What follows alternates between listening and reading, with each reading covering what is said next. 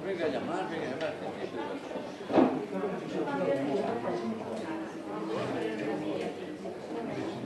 Me llamaron a mí también y me colgaron.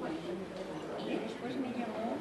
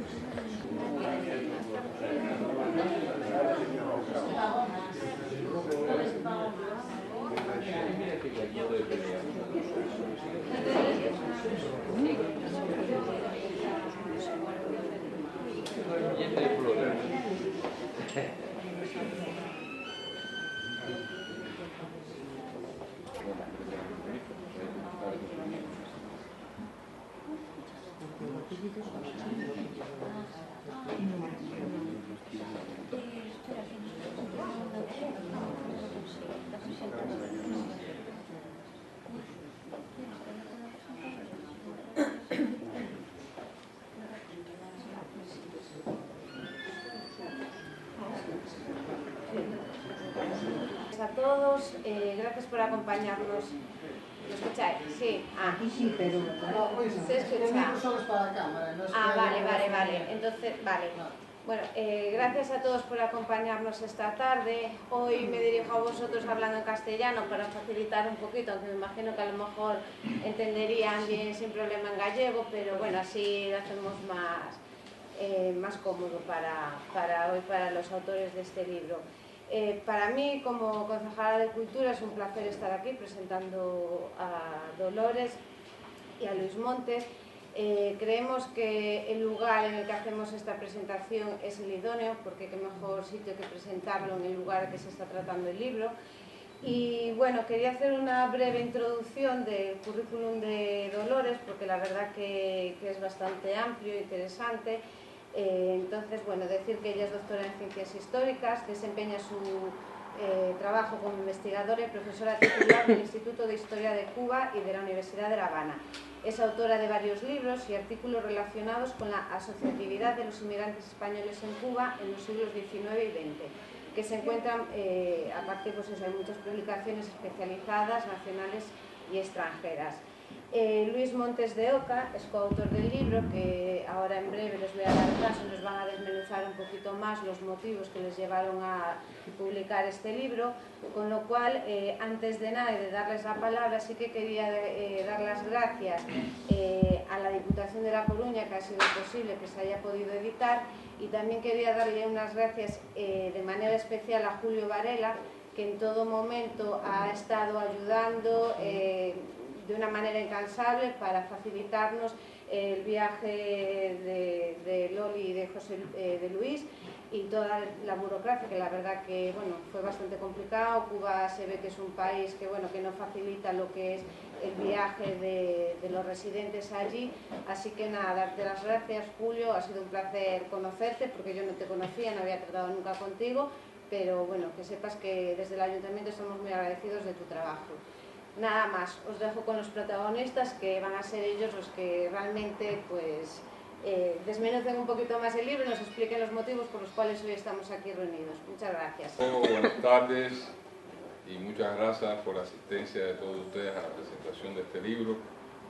Un sueño que cumplimos 5 años después que nos habíamos propuesto, porque queríamos haberlo terminado en el 2012, que era el centenario de la Sociedad de Asponte. Pero bueno, la vida hizo que demorara un poquito más, pero se cumple en la tarde de hoy. Yo solo voy a hablar de por qué este libro. Después ya Loli le hablará del contenido del libro. Bueno, Loli, la doctora Dolores Guerra, Loli como la conocemos y decimos todos cariñosamente, una de sus líneas de investigación durante más de 30 años ha sido la sociabilidad.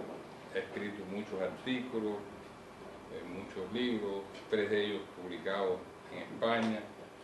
Uno es el legado social de los españoles en Cuba, otro las sociedades canarias en Cine, la Quinta Canaria de La Habana.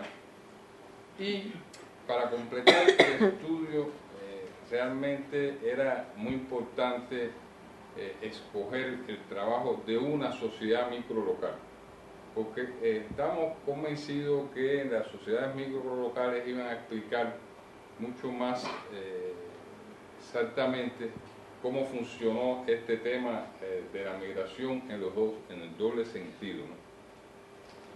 Y entonces, pero bueno, ¿cuál escoger para el estudio?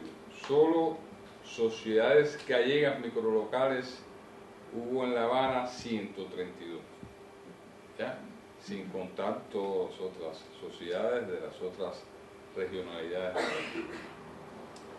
Entonces, bueno, decía, el tema investigativo estaba claro, había que hacer un estudio de una sociedad microlocal. Ahora, ¿por qué esta? Bueno, aquí empiezan a entrar cosas familiares y de lazos de amistad. En el año 36 viene a Asponte una tía nuestra, la hermana mayor de nuestro padre, Lila, como todos le dijimos siempre. Lila era una hija nacida en Cuba, hija de descendientes canarios, que se casa con un aspontés, José García Cabello. Y ellos vienen de luna de miel a conocer a la familia aquí a Asponte.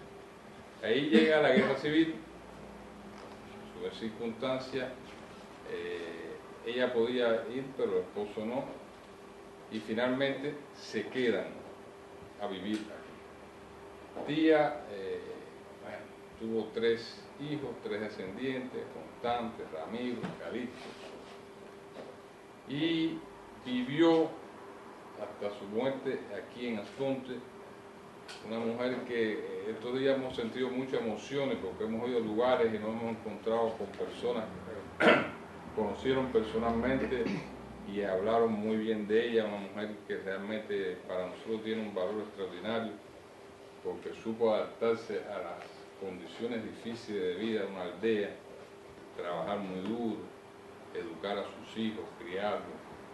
Bueno, eso era un motivo que de verdad bastante importante para emprender la obra en esta sociedad. Después conocimos muchos amigos de aquí de Asponte. Los conocimos unos en una visita que tuvimos la oportunidad de hacer aquí en el año 95 y después en visitas que se hacían a Cuba. Creo que para nosotros fue muy importante y también digamos que nos ayudó mucho a decidir por esta sociedad nuestro querido amigo y hermano Julio Oceano. Julio era digamos, un gallego raigal que amaba Asponte, pero con todo su corazón. Él nos hablaba mucho de la historia de Asponte cuando era allá y nos convenció. Él incluso fue el primero que llevó materiales, documentos de aquí que estaban en la alcaldía, fotocopias para de que verdad que nos decidiéramos. Ya estábamos decididos, pero para dar el toque final a escribir este libro. Y bueno, Julio hubiera sido muy feliz viendo esta obra terminada.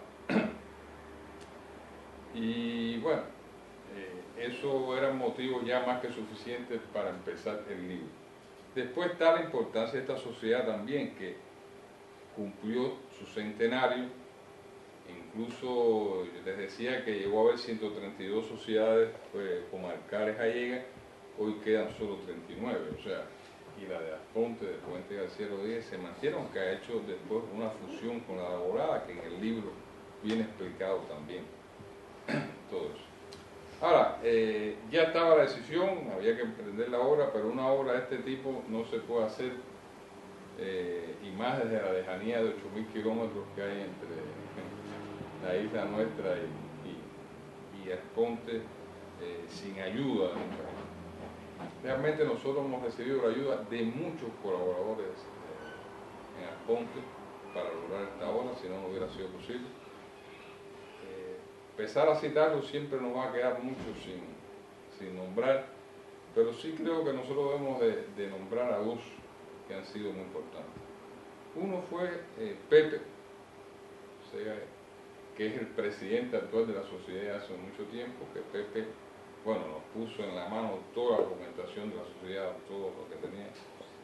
Y el otro es Julio Varela, que desde que empezamos con la obra ha sido un colaborador constante, que nos ha ayudado en todo, pero en todo, en buscar la información, en transmitirlo, incluso en entrevistas a aconteceres que viven aún en Cuba, que estaban de paso. Me acuerdo aquella noche que fuimos a casa de Penavar, ya, que estaba cuando aquello de embajador de Costa Rica en Cuba, y Julio logró que nosotros fuéramos. Fue una noche inolvidable aquella noche en casa de Penavar, y después las relaciones que tuvimos y lo que él nos ayudó con materiales, con biografía. Bueno, sin todo esto hubiera sido imposible escribir el libro, y sin la ayuda de Julio Varela también hubiera sido imposible que estuviera terminado, o sea, el libro, porque Julio, bueno, aquí hizo mucho hincapié con el alcalde, con la consejera cultural, y bueno, el libro felizmente hoy es una realidad, va a estar en manos de ustedes, y ahora yo le doy la palabra a Loli para que le hable del contenido del libro, que en fin es lo que más seguramente le interesa a ustedes. Buenas tardes a todos. Y bueno, como ya saben los objetivos y lo que nos motivó realmente a hacerlo, después venía el grave problema de que había que hacerlo a la distancia, como acaba de decir Luis, y creo que sin la ayuda de todos los amigos que hemos mencionado y que nos faltan por mencionar, realmente no hubiera sido posible. La obra en sí, desde el punto de vista pues, de contenido, consta de 5 capítulos, es una obra de más de 100 años, a ningún historiador se le ocurre hacer ninguna obra de 100 años, eso es prácticamente imposible para ninguno de nosotros.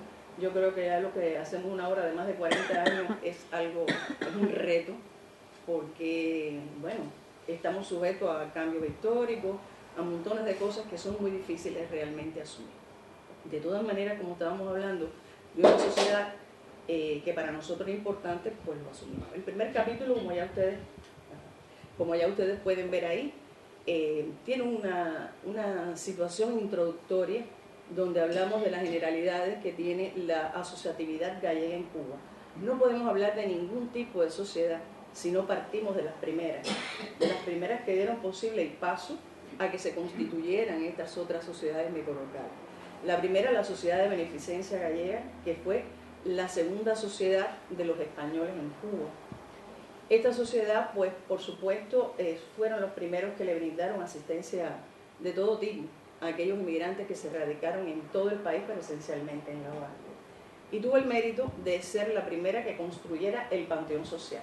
Todo el que ha tenido familiares de inmigrantes sabe que hay 3 indicadores que son muy importantes para los inmigrantes. El primero, por supuesto, es crear trabajo para poderse mantener en el lugar de origen. El segundo, la quinta de salud, que es muy importante para pervivir en el territorio de donde se migra. Y el tercero, crear un panteón para el que no puede retornar. Y esas son las 3 cosas que esencialmente estas sociedades crean. La sociedad de beneficencia, como no tenía muchos recursos, lo que pudo realmente hacer es precisamente pues el Panteón Social. En segundo orden, el Centro Gallego de La Habana, que es el más importante de todas las organizaciones gallegas que se hacen en nuestro país. Este centro fue el más poderoso, tenía una función de carácter mutualista, y precisamente por esta función mutualista es que puede construir su quinta de salud. En Cuba, la asistencia médica que se logra a partir de la segunda mitad del siglo XIX es muy importante precisamente porque las sociedades españolas construyen este tipo de quinta de salud, que tenían 11 pabellones, y realmente tenían las técnicas más modernas que se podían lograr en aquel momento. De hecho, tenemos un epígrafe, el 1.3, que ustedes pueden observar ahí, que es precisamente dedicado, el 3 y el 4, a esta quinta de salud, que siguen siendo insignes en nuestro país. Después, esta misma sociedad regional pues crea el plantel Concepción Arenal, que también fue uno de los más importantes que tuvieron los españoles en Cuba.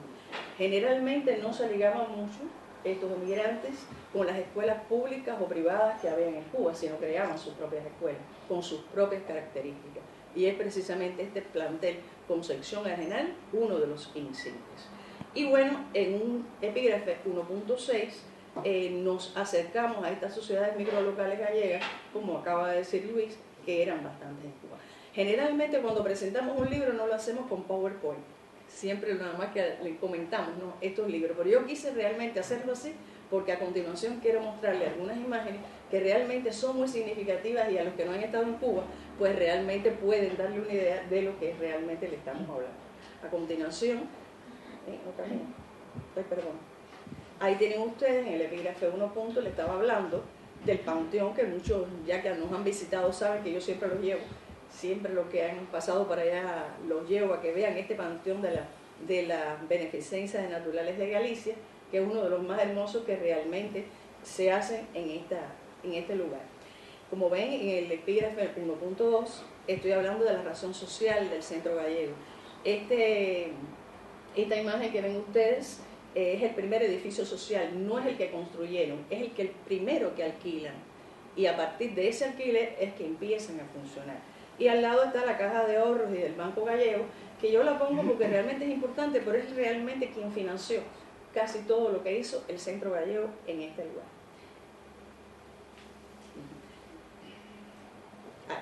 En segundo lugar, les estoy enseñando la asistencia sanitaria de los inmigrantes gallegos. Ahí tienen ustedes todas las quintas de salud que existieron en Cuba, que fueron construidas por los gallegos, no solamente en La Habana, también como ustedes ven en Santiago de Cuba, existió una quinta de salud llamada Islas de Galicia, que era para mujeres. Eso para su época, fíjense que estamos hablando de 1924, todavía no tenía representación social la mujer, cuando ya los gallegos estaban haciendo una quinta de salud, nada más que para las mujeres, cosa que es muy importante. Y incluso la colonia española de Guantánamo, que era también denominada la Benéfica porque era gallega. Guantánamo está en lo último de la zona oriental de Cuba, prácticamente es de extremo a extremo y es la zona menos poblada de la sociedad. Ahí tienen ustedes las primeras edificaciones. La primera edificación que tiene la Quinta de Salud, la Benéfica, la de 1894, es que había un gallego que era propietario de esa instalación. Tenía una clínica que se llamaba la Benéfica y era particular. Entonces, cuando el Centro Gallego decide crear esta institución, pues se la compra. En vez de construirla, se la compra, con todos los efectos incluso. Y eso hace que, por supuesto, tengan que erogar menos cantidad de dinero y, además, pues, realmente puedan desarrollarla mejor. A su lado, verán ustedes, en 1914 aparece la de Santiago de Cuba, en el 24, Concepción Arenal, que era la Asociación Hijas de Galicia, que es como se conoce, y bueno, por supuesto, la Benéfica de Guantánamo, que es la otra que ven ustedes ahí en la imagen. Esta es la Quinta de Salud, en específico de la Benéfica, su primera construcción, y esa es la que tiene ya en 1894. ¿Cuándo se funda? Cuando es el Centro Gallego de La Habana. En la actualidad tiene otra imagen, ¿no? Pero esta es la de 1894, que es la que crea este centro. Y bueno, ahí tienen ustedes algunas de las imágenes de lo que fue en la escuela Concepción Arenal. Esta escuela Concepción Arenal tenía muchas disciplinas, desde la música, idiomas, etcétera, pero fíjense en la parte inferior que tenía también una aula para jóvenes. ¿Tú estabas en el centro? Un aula para jóvenes, mujeres. Eso es muy importante, porque a la mujer inmigrante le costaba mucho trabajo realmente insertarse en los medios urbanos. Fíjense ustedes que además de tener pocos recursos económicos, era mujer, y al ser mujer, conseguir trabajo en esa época, antes de los años 30, era muy difícil. Y bueno, lógicamente, una forma ágil, rápida, de que no cayeran en la mendicidad, era enseñarles cortes y costuras, y mecanografía y taquigrafía. Esos eran los dos elementos esenciales para que las mujeres rápidamente pudieran emerger en este mercado. Y bueno, para que ustedes vean que aquí en el Centro Gallego también se logra esto. En cuanto a las sociedades microlocales, como ya Luis mencionó, 132 solamente gallegas. Imagínense ustedes en cada una de las regionalidades cuánto podríamos tener. Y las denominaciones las tienen ahí establecidas. Se le podía llamar de cualquiera de estas formas. En el caso de la de Puente se le llamó higos naturales de Puente, era como se llama. La base de representatividad en Cuba tenemos por costumbre, por tradición oral, decirle a todas comarcales. Todo el mundo dice, las sociedades comarcales la hablan de esa manera. Sin embargo, nosotros la llamamos microlocales porque la realidad nos indica, como ustedes pueden ver, que hay partidos judiciales, hay comarcas, pero también hay ayuntamientos, como es este caso, el de ustedes que es de ayuntamiento. Y bueno, hay otras denominaciones más pequeñas incluso, como la parroquia, etc. Ahí tienen ustedes al presidente de la Sociedad de Puentes de García Rodríguez. Nosotros no podríamos hablar nada de esta sociedad si no está él, porque realmente él es el mayor representante que tiene esta institución, y eso que tiene atrás es donde se guarda todo el archivo de esta institución, que forma parte de lo que era, siempre formó parte de lo que era el Centro Gallego. Ahora, en el capítulo número 2 ya entramos exactamente en lo que se habla ya de la Sociedad de Puentes de García Rodríguez y su ejecutoria en Cuba. Como dije, son 100 años no es fácil de estudiar de un golpe, hay que hacer una periodización que nos permita establecer los periodos históricos y poderlos esclarecer, y el primero que establecimos fue de 1912 a 1927, porque es la etapa de formación de la sociedad. Como ustedes ven, hay un epígrafe 2.1 que tiene que ver con la historia de Puentes, o sea, cuál es la historia de Asponte, cómo se crea, y bueno, yo le quise poner así a Asponte, paraíso de extraordinaria belleza, porque realmente hay muchas imágenes muy hermosas que han impactado a muchas personas en Cuba. Y Cuba realmente no los conoce. No podemos hacer un libro solamente pensando en el que ya conoce a Asponte, sino las personas también tienen que conocerlo en el caso de Cuba, porque se va a presentar también el libro allá. Y por eso es que escogimos ese epígrafe. El segundo ya tiene que ver con la formación, el comité gestor, cómo se crean las autorizaciones para crearlo, y bueno, la estructura corporativa que se adopta en esta primera fase, que es de organización.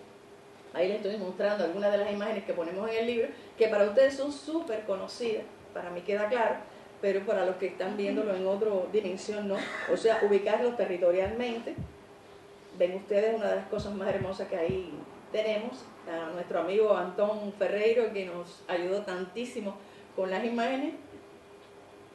Ven ustedes también esta división en parroquias que no es tan conocida en Cuba, porque no tenemos esa división, el origen del nombre, porque también tienen que conocer desde esa perspectiva, y bueno, algunas de las otras imágenes que realmente iban a estar. Y aquí está, por supuesto, la capilla de la Virgen del Carmen. Después que he visto todas las fiestas y toda la hermosura que hemos podido disfrutar, con el traslado de la Virgen, el manto de flores, tantas cosas, yo me alegro tanto de haberla puesto, porque creo que eso hay que explicarse, y lo hubiera explicado muchísimo más, pero bueno, no tenía esta experiencia y lógicamente no puede ser, pero realmente me ha emocionado después más haberla incluido, porque esas fiestas fueron algo fabuloso y emocionante para nosotros, es la realidad. Bueno, sin embargo, en este epígrafe 2, para nosotros el movimiento migratorio era lo más significativo, porque la realidad es que el proceso de relación, o sea, recíproca, viene precisamente por el movimiento migratorio. Y es precisamente a partir de aquí que nosotros incluimos a esta Avenida de Galicia en 1910, que es una imagen que ya veo que también está en otros lugares, incluso en la exposición.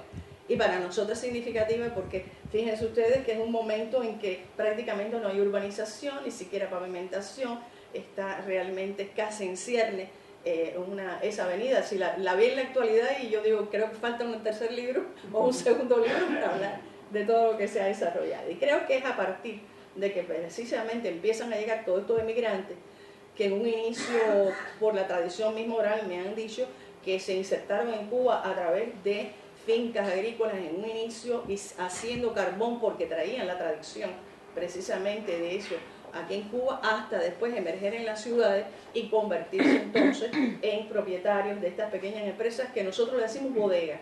A esto es lo que nosotros le llamamos bodegas, que es donde realmente se vende de todo. Son muy pequeñitas, pero se vende de todo. Y realmente fueron las que más prosperaron en nuestros lugares.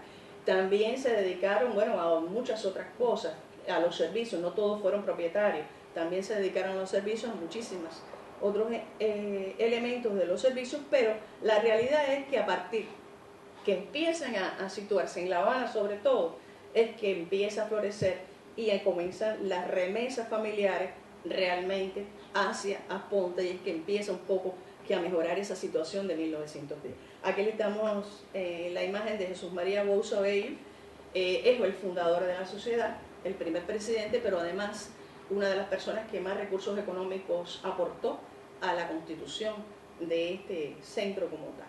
No puedo, por supuesto, hablar solamente de él.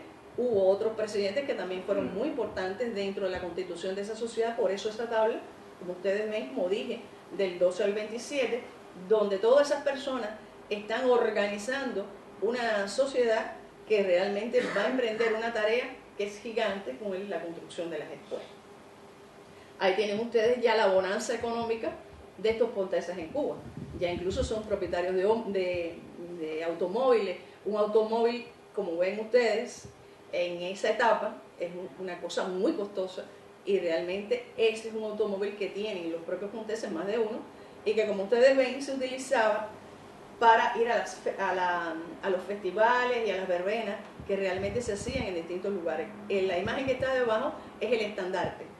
A donde quiera que iban, llevaban el estandarte de la sociedad y distinguían a la sociedad dentro de todas las actividades que se hacían en La Habana.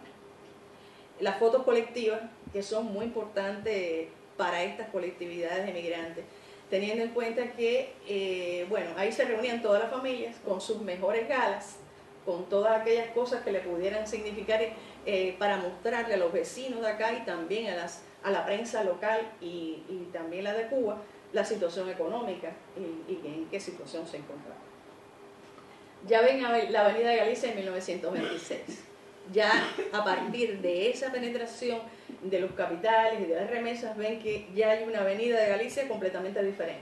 Incluso hasta hay un hula hula en manos de un niño, que eso procede de allá, porque realmente el hula hula a nosotros nos entra por los norteamericanos, no nos entra por otro lugar. O sea, tenerlo en las manos ellos significa que lo trajeron los cubanos, no hay eso, no hay lugar a duda. Y fíjense ustedes la forma en que están vestidos, las construcciones son completamente diferentes. Y bueno, ahí terminamos ese capítulo número 2, que tiene esta etapa funcional de organización. El capítulo número 3 es el centro de gravedad del libro, porque realmente es el que se ocupa del 28 al 40 de explicar la edificación de los centros y grupos escolares, que es en definitiva el mayor sueño. Por eso es que le ponemos 3.1 arrimar sueño. Ese era el sueño que ellos tenían. Son sociedades para desarrollar los lugares de origen. Por lo tanto, su principal sueño es hacer esto. Hay que destacar que para los emigrantes gallegos era muy importante la formación educacional. Primero, porque, bueno, en sus aldeas de orígenes no había ese desarrollo. Pero segundo, para poder emerger en la emigración era importante tener instrucción. Y ellos estaban clarísimos de eso. En todas las memorias sale y se recoge la importancia que ellos le otorgan. De ahí entonces que aparece la idea de la edificación de estos centros escolares. Y bueno, por supuesto, el panteón social, que también se convierte, como ya dije al principio, en una necesidad de esto. Voy a ir con las imágenes para que ustedes puedan ver. Primero, ahí tiene la expresión de los números de socios. Sin esto, sin tener los socios del 28 al 39, sería imposible explicar por qué las escuelas se construyen en estos lugares y no en otros. ¿Por qué? Porque la mayoría lo pueden apreciar. Fíjense abajo que está, no sé si está saliendo bien, bueno, abajo está en la leyenda que la mayoría de estos socios son de Puentes, son de Deveso, son de Vilabella, de San Mamet, y precisamente porque eran mayoría es que se hacen en esos lugares. Y eso realmente donde había mayoría es donde se hacía.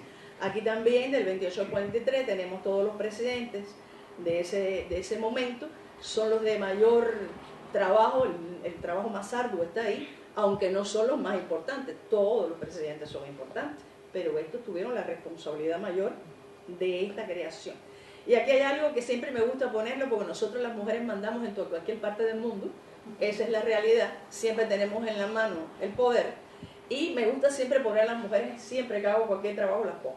Y entonces en 1930 aparecen las primeras afiliadas. Les explicaba que en Cuba la mujer vino a tener representación social a partir de 30. Antes no teníamos ni voto ni teníamos nada. Es a partir de ese momento. Por lo tanto, las primeras afiliadas que fueron estas son precisamente a partir de este momento, que eran esposas de los presidentes, de los directivos, etcétera, de esos lugares. Y bueno, aquí tienen ustedes el número de afiliadas del 30 al 39, muy poquitas al principio, todas no se pueden familiarizar con este tipo de cosas, pero después realmente se van incorporando poco a poco y en la actualidad somos mayoría. Bueno, y las edificaciones de los grupos escolares, que es el centro, como le dije, del trabajo, parte, por supuesto, de lo que es la planificación que existía con respecto a lo que es las casas escuelas rurales en España. O sea, lo primero que tenían que pedir era cómo se disponía eso por parte de España para poder ellos edificarlo, porque si no tenían esa regulación no podían asumir. Y este, bueno, es uno de los proyectos que se hacen para las escuelas rurales. Y aquí están los planos de la escuela de Santa María, que esto fue una cortesía de Manuel Souto, no lo conozco todavía, no sé si está por acá, pero bueno, realmente Souto fue otra de las personas que nos dio muchísimas ayudas. Sin la ayuda de Souto creo que no hubiéramos podido hacer ni la mitad de lo que fue el libro, porque él estuvo al lado de nosotros, incluso sin conocernos, bondadosamente entregándolo todo lo que realmente él podía hacer. Y bueno, por supuesto, ya creo que estas son imágenes que para ustedes son muy conocidas, la inauguración del colegio en el 29, y bueno, una foto más posterior con respecto a cómo era la estructura de la escuela. Me doy cuenta que ahora está completamente diferente, es algo que, bueno, va con los tiempos, ¿no?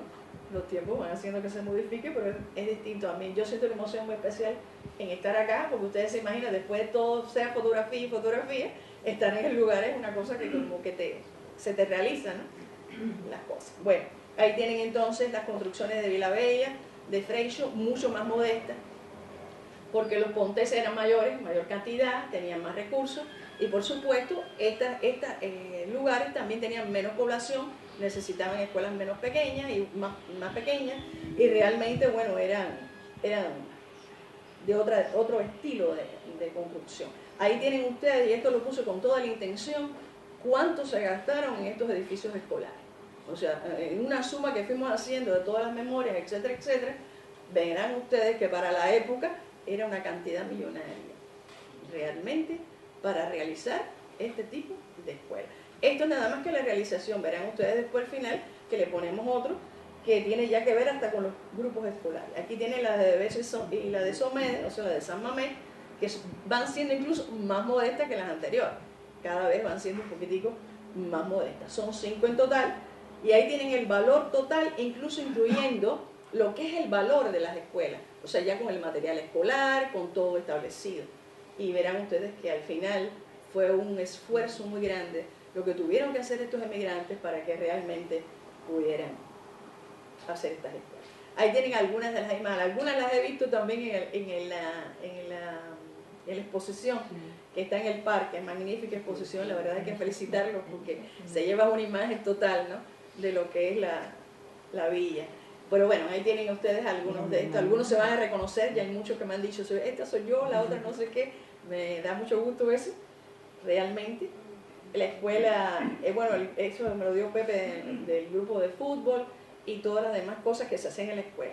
Fíjense ustedes que además de enseñar la primaria, o sea, la enseñanza primaria, se ocupaban también de las instrucciones agrícolas, porque era una zona rural. Y realmente esto también era importante para estos pobres. Bueno, como dije entonces, también junto a estas escuelas que se construyen acá, porque no podemos hacer la exposición muy larga, tenemos que agilizarnos, estaba también el Panteón Social. El Panteón Social para los que estaban en Cuba era muy importante, el esfuerzo fue muy grande, lo que se erogó en dinero era mucho, y también ellos necesitaban que se les atendiera un poco en Cuba, y eso de tener un panteón social era importante. Esta es la necrópolis de Colón de La Habana, que realmente es la que tiene estos panteones. El 38 se termina este panteón junto con las escuelas.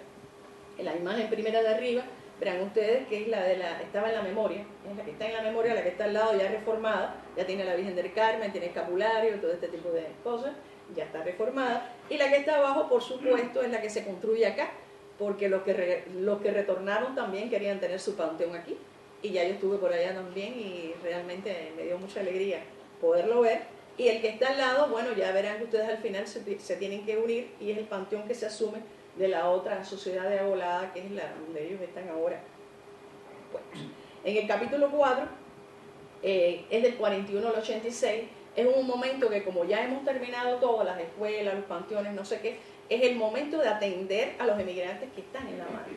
Y entonces cuando se recrudece, se aumenta los beneficios sociales, la asistencia social, el cuidado del panteón, y hay más recreación, hay más fiestas, hay más encuentros, por eso aumentan las fiestas regionales, los banquetes en la Polar, y entonces en todos estos lugares que verán ustedes que hacían esta romería que reafirmaba toda aquella cultura que traía el gallego, que va desde la culinaria hasta la música, la danza, los trajes, todas esas cosas que pasaban en estos lugares. Bueno, hasta que se produce la fusión con Agolada. Ahí tienen ustedes los presidentes del 40 al 83. Bueno, desgraciadamente del 43 al 48 no hubo manera de poderlo reconstruir, ni Pepe ni nadie pudo realmente reconstruir, no aparecen esos elementos, pero bueno, todos los demás sí pudimos hacerlo con todo el trabajo benéfico y social. Ahí tienen ustedes las erogaciones, los saldos de todo lo que anualmente se hacía por esos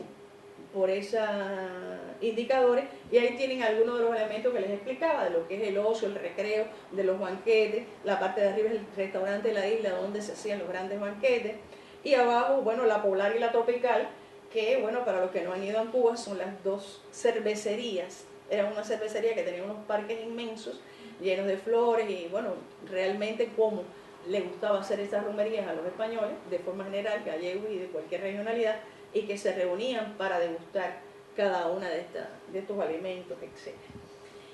Bueno, en el último capítulo ya hablamos de las causas de la fusión.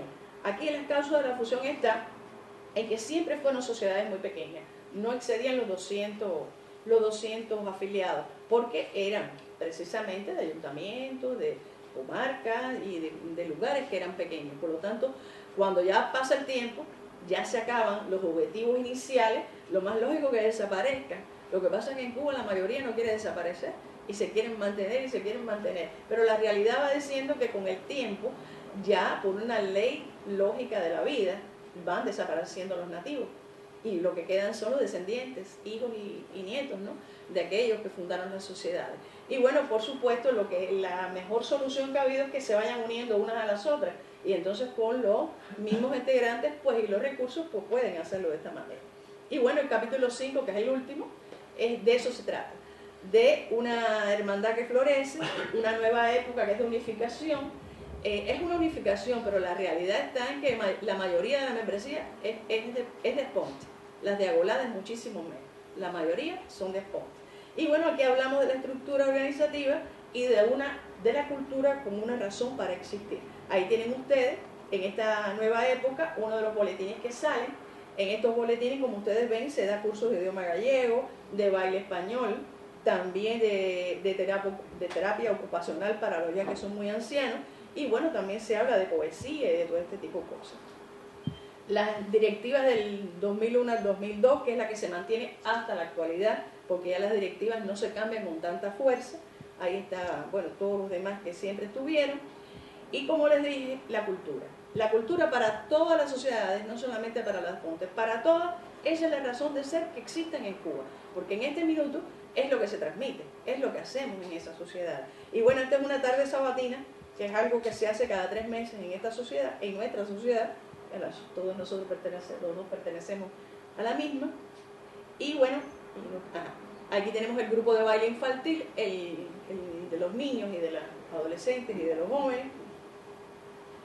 Ahí tenemos los almuerzos con fraternidad que se dan también con frecuencia, la directiva con el grupo musical, con el coro y esta es la actividad especial que se hace. Esta es el 2011, pero todos los años se hace una actividad especial para mantener las mismas tradiciones, ¿no?, que se hace. Y bueno, ahí tienen ustedes, creo que usted es bien conocido, ¿no? Las hermandades. El Ayuntamiento de Aponte, por supuesto, está hermanado con una de nuestros municipios, que es Arroyo Naranjo, y que, bueno, realmente es muy hermoso, porque creo que los hermanamientos es una de las cosas que hace perdurar, ¿no?, estas excelentes relaciones. Por lo tanto, esto es en esencia lo que tiene el libro. Por supuesto que dije que esto no podía ser tampoco sin la ayuda de otras personas. Ya he mencionado muchas veces aquí a Ferreiro. Tiene un escrito, por supuesto, dentro del libro. Él nos colaboró con un escrito, porque yo siempre decía que no podía ser la parte nuestra sola, porque había que haber otras personas que también conocieran muy bien la historia de Aspón para que realmente tuviera validez el libro. Y por supuesto fue una de las personas que más nos ayudó, te agradecemos muchísimo. Manuel Souto, que nos escribió un excelentísimo artículo bien documentado, él es un especialista a profundidad de esos temas y que realmente también nos colabora con esto. José María López Ferro, que creo que nos acompaña por acá, ¿no? Acá, José María, que bueno, para mí ha sido un placer conocerlo, lo conocí hoy, pero que también indiscutiblemente nos ayudó muchísimo también con este libro, y que bueno, realmente ha sido muy importante. Y Chucho Penabá, que estuvo por acá, pero creo que se fue. ¿De aquí? Jesús, ajá. Chucho Penabá, que es una memoria viviente. Él es el que mejor nos puede decir todo lo que yo pueda hablar aquí.